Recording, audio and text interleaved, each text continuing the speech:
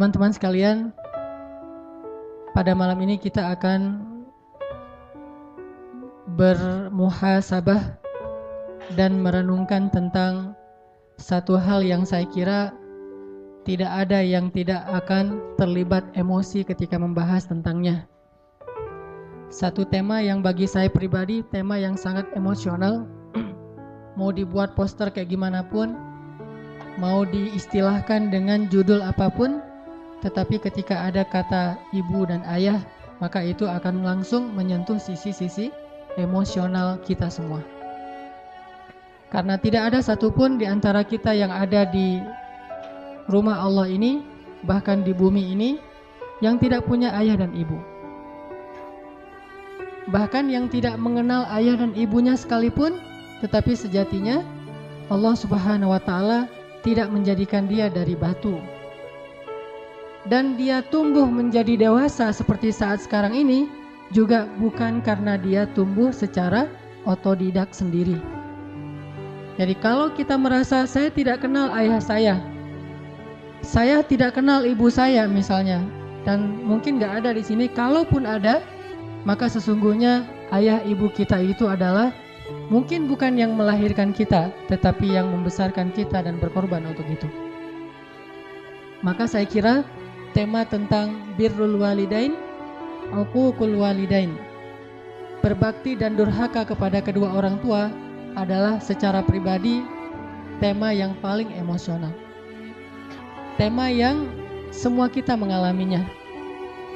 Dan biasanya tema ini akan diwarnai dengan penyesalan. Bukan diwarnai dengan rasa syukur, tetapi penyesalan lebih besar dari rasa syukur itu. Kita bersyukur Allah Subhanahu wa Ta'ala memberikan kita orang tua. Orang tua kita mungkin sebagian besar di sini orang tuanya muslim. Dan sebagian besar juga orang tuanya adalah orang tua yang bertanggung jawab, yang habis-habisan buat anaknya. Tetapi ada yang lebih besar dari sekedar rasa syukur itu, yaitu penyesalan. Penyesalan karena kita belum sampai hari ini menunaikan hak orang tua kita. Atau lebih penyesalan lagi kalau kenyataannya salah satu atau kedua orang tua kita itu telah tiada, sehingga hampir tidak punya lagi kesempatan bagi kita untuk membaktikan diri dan membalas jasa-jasa mereka. Maka teman-teman sekalian, tadi salah satu guru saya juga, adik saya juga, beliau adalah Bilal Attaqi. Itu sama-sama pakai Attaqi bukan karena keluarga, karena bahasa Instagram. Bilal Attaqi tadi alhamdulillah beliau sedang silaturahim ke saya di Bandung dari Riau, mengimami kita sholat maghrib dan membacakan ayat yang paling jelas tentang berbakti kepada kedua orang tua. Tapi bedanya beliau suaranya lebih powerful. Kalau saya kan suaranya agak-agak gak jelas gitu ya, kayak habis musim hujan terus becek gitu. Kalau ini suaranya tuh padang pasir, panas dan gahar. Mudah-mudahan tetap membuat kita makin sadar gitu. Ternyata di dalam Al-Quran ayat tentang berbakti kepada orang tua itu luar biasa. Maka untuk itu teman-teman sekalian, mari kita hadirkan hati kita hadirkan perasaan kita buang dulu nih ego kita untuk sejenak aja. Kalau kita susah banget ngebuang ego di hadapan orang tua kita, maka hari ini orang tua kita tidak ada bersama kita sebagian besarnya. Coba buang dulu ego itu. Kita benar-benar memuhasabahi dan mentadaburi tentang tema orang tua ini dengan hati yang bersih. Buang semua rasa sakit hati tentang orang tua kita. Buang semua tentang unek-unek di dalam diri kita terhadap orang tua kita. Hari ini kita hanya ingin mencari tahu tentang betapa lemahnya, betapa zalimnya kita kepada orang tua kita, tanpa berbicara sedikit pun tentang kesalahan orang tua kita, karena emang itulah pantasnya. Allah Subhanahu wa Ta'ala sendiri tidak mengatakan di dalam ayat tadi tentang dosa orang tua, kesalahan orang tua. Murni Allah mengatakan tentang kewajiban anak dan dosa anak kepada orang tua. Untuk itu mari kita ulangi lagi tadi ayat yang dibaca di sholat maghrib. Silakan buka mushaf, baik mushaf yang lembaran ataupun yang ada di HP. Surat Al-Isra, surat 17, Surat Al-Isra ayat 23. Kita baca bareng-bareng nih. Surat tentang orang tua kita. Surat Al-Isra surat 17 ayat 23.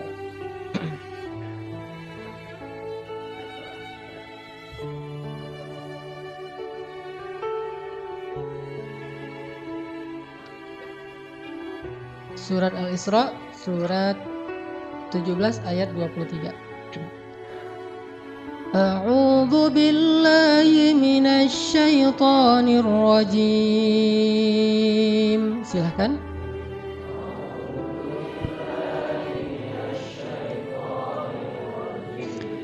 Bismillahirrahmanirrahim.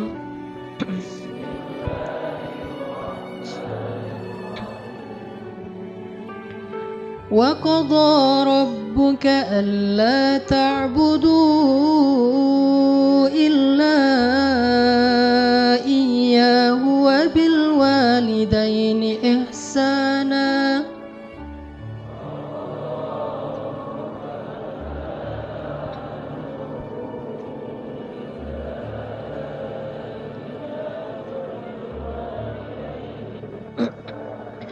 إِمَّا يَبْلُغَنَّ عِندَكَ الْكِبَرَ أَحَدُهُمَا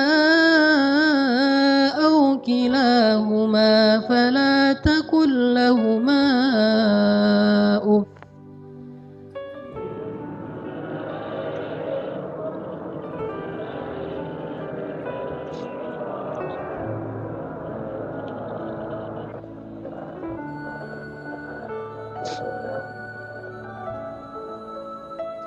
إِمَّا يَبْلُغَنَّ عِندَكَ الْكِبَرَ أَحَدُهُمَا أَوْ كِلَاهُمَا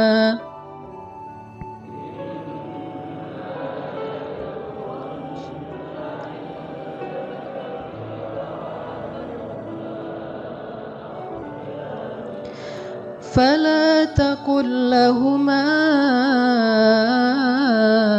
أف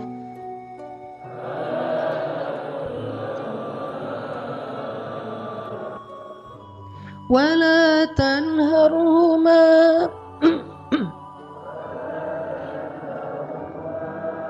وقل لهما قولا كريما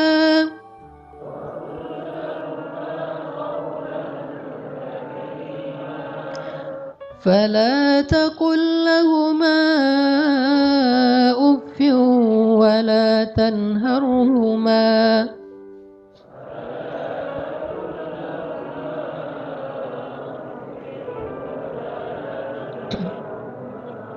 وقل لهما قولا كريما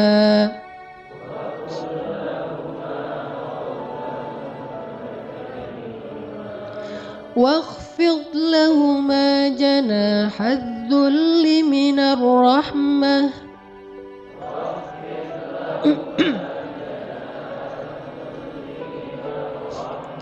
وقل رب ارحمهما كما ربياني صغيرا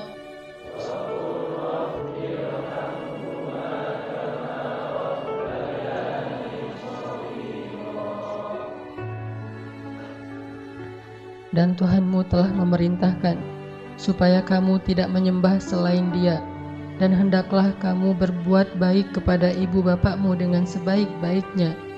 Jika salah seorang di antara keduanya atau kedua-duanya sampai berusia lanjut dalam pemeliharaanmu, maka sekali-kali janganlah kamu mengatakan kepada keduanya perkataan uf, dan janganlah kamu membentak mereka, dan ucapkanlah kepada mereka perkataan yang mulia.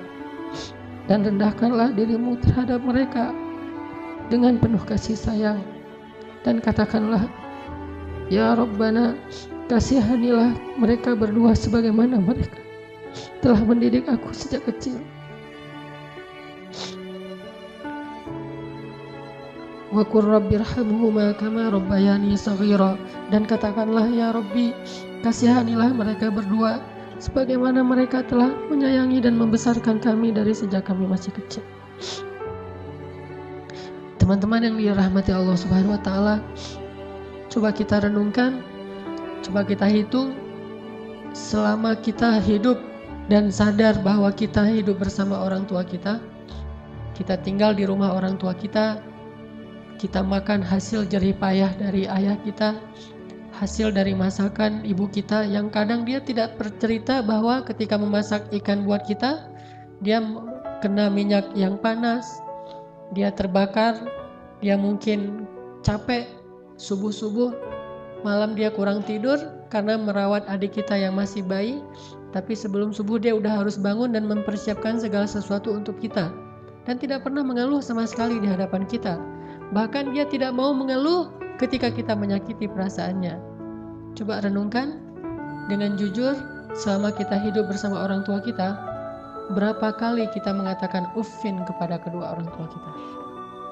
Berapa kali kita bilang uff kepada ayah ibu kita? Padahal waktu itu ayah ibu kita belum merepotkan kita sama sekali. Sama sekali belum merepotkan kita. Justru kita yang merepotkan kedua orang tua kita. Dalam keadaan merepotkan mereka pun, coba hitung berapa kali kita menghardik, mencela, atau menyela pembicaraan mereka. Berapa kali kita mengatakan kalimat-kalimat membantah uffin kepada orang tua kita. Padahal kita yang sedang dalam tanggungan mereka dan merepotkan kehidupan mereka. Merepotkan ayah kita, merepotkan ibu kita, tapi bisa-bisanya kita dalam keadaan kayak gitu mengatakan uffin kepada mereka berdua.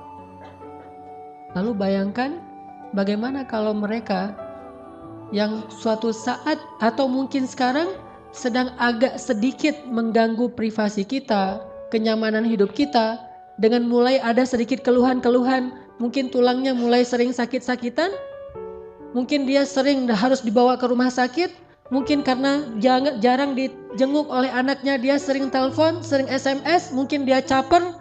Kalau dalam keadaan yang dia sudah semakin lemah, dan lemah itu hasil perjuangannya untuk kita, makanya akhirnya dia menjadi lemah, jadi sakit-sakitan, semua itu adalah bukti dari pengorbanannya untuk kita. Kalau dalam keadaan kayak gitu, maka akan seberapa sering lagi kita mengatakan uffin terhadap orang tua kita.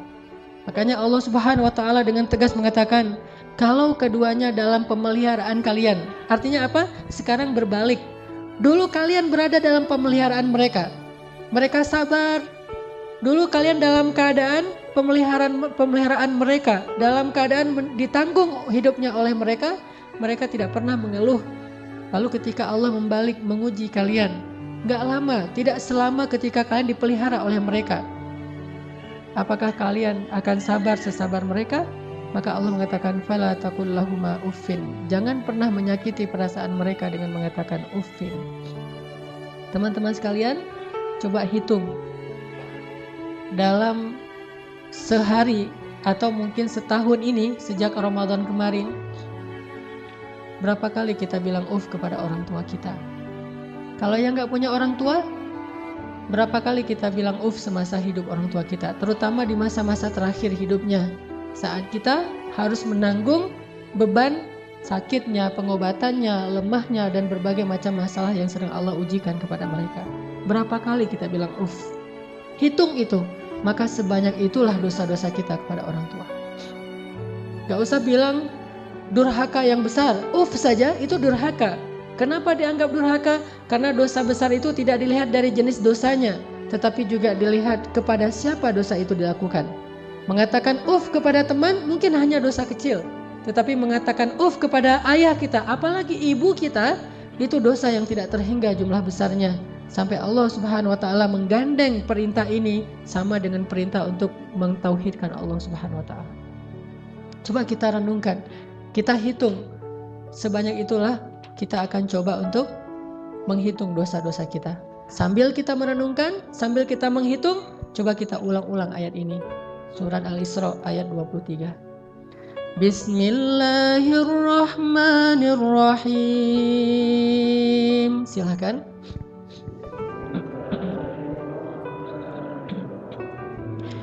وَقَضَى رَبُّكَ أَلَّا تَعْبُدُوا إِلَّا إِيَّاهُ وَبِالْوَالِدَيْنِ إِحْسَانًا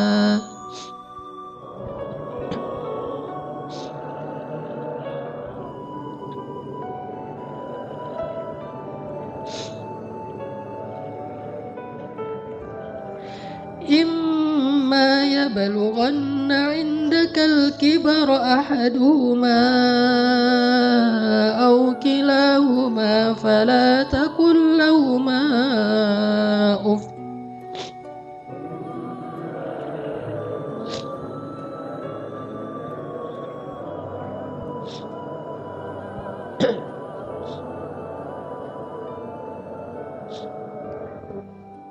Coba ingat, seandainya orang tua kita mulai sepuh, udah tua renta, apakah pernah ada adegan dalam kehidupan kita membentak orang tua kita sampai orang tua kita merasa ketakutan kepada anaknya sendiri?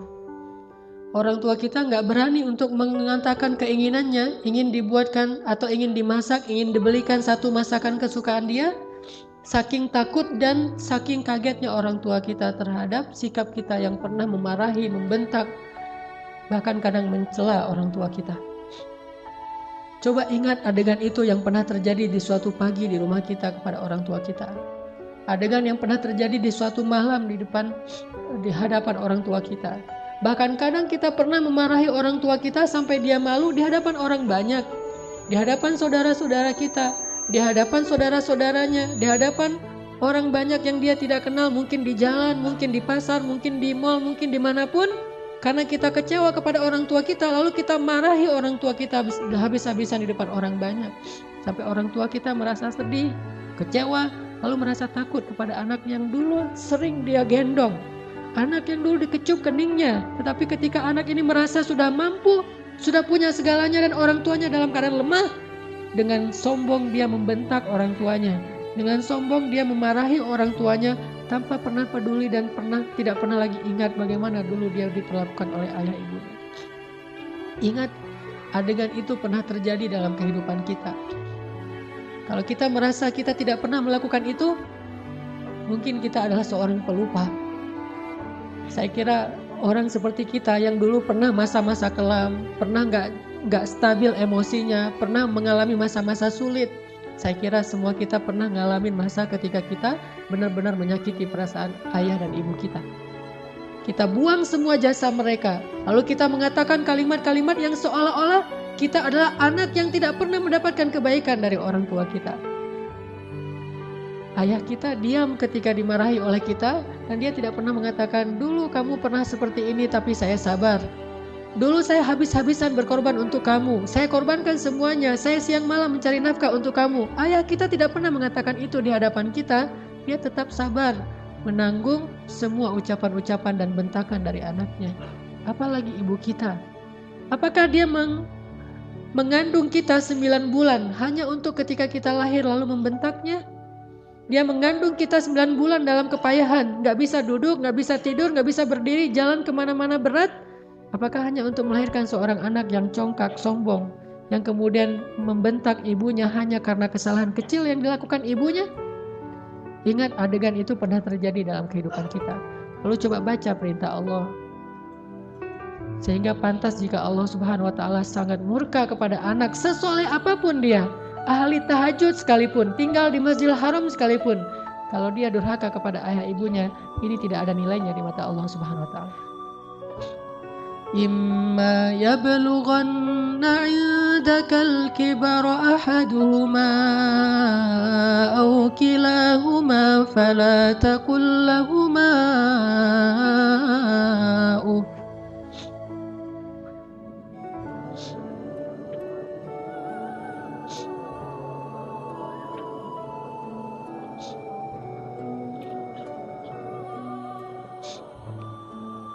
Seandainya salah satu dari mereka atau keduanya tumbuh atau hidup bersama kalian dalam tanggungan kalian, maka janganlah sekali-kali kalian mengatakan kepada keduanya kalimat-kalimat yang menyakiti. Uffin. Allah larang kita untuk mengatakan itu.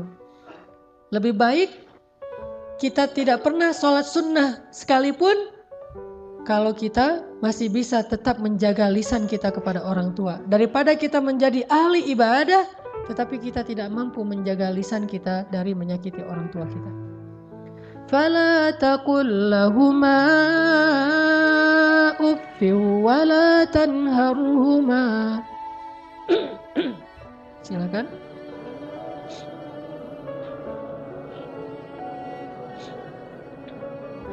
فلا تقل لهما أف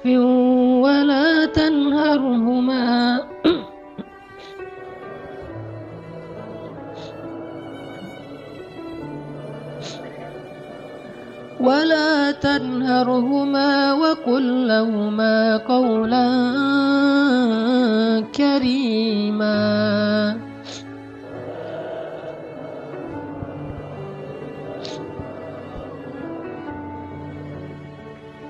Fala taqul lahuma uffin. Kalimat uff ini adalah kalimat ketika seorang anak tidak mau mendengar ucapan nasihat dari orang tuanya. Dia berpaling, maka itu adalah kalimat uff.